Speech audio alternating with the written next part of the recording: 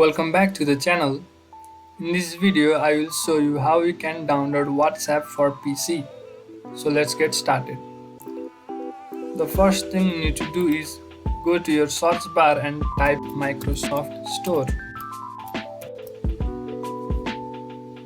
Open the app.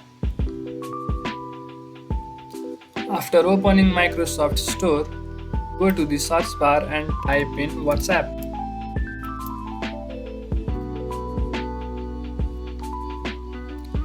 Click on the WhatsApp and click install. It will start downloading WhatsApp in your PC. After the download is complete, click on open. It will open WhatsApp in your PC. Click on get started and you have WhatsApp in your PC. The next step is to set up WhatsApp on your computer, which we'll do in the next video.